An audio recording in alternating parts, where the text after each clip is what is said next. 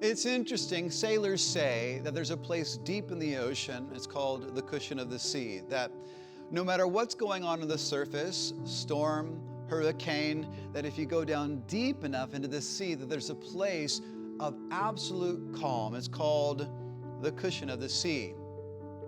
Well, in Philippians chapter 3, Paul the Apostle really found the cushion for his stormy life, joy in the storm. But he's cautious about it. And he says, actually, in Philippians 3:1, he says, joy must be guarded. He writes, rejoice in the Lord, for me to write the same things to you is not tedious, but for you it is safe. You know, we actually live in the age of anxiety. People are very anxious these days. Since 2023 started, it's said that on average, 67 people a day actually take their own lives.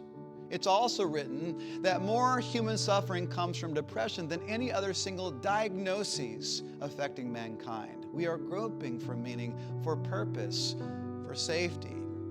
And so in the midst of whatever storm that we're in this life, Paul inserts this command, rejoice, which, by the way, would sound very shallow if it was spoken by just about anybody else. Like if somebody just came home from a 4-week Hawaiian vacation and just kind of flippantly says to you, I mean, you're going through the greatest storm of your life, and they just say, hey, just rejoice, man. It's like, dude, get away from me, leave me alone.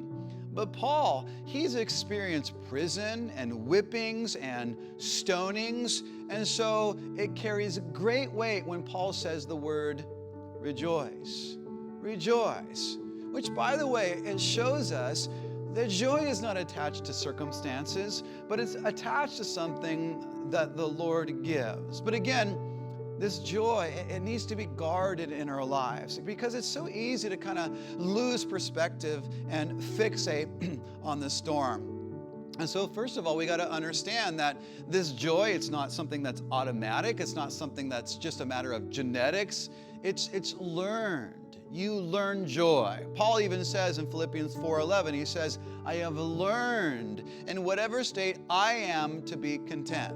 Now, I don't know about you, but I definitely cannot say that I've learned contentment. I'm learning, but Paul, he comes and says, I've learned contentment, past tense, in whatever state I am to be content.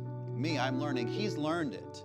But again, it's not automatic. It's something that's learned. Also note that Paul doesn't say rejoice in the storm or rejoice in your storm. He says when you're in the storm, rejoice in the Lord.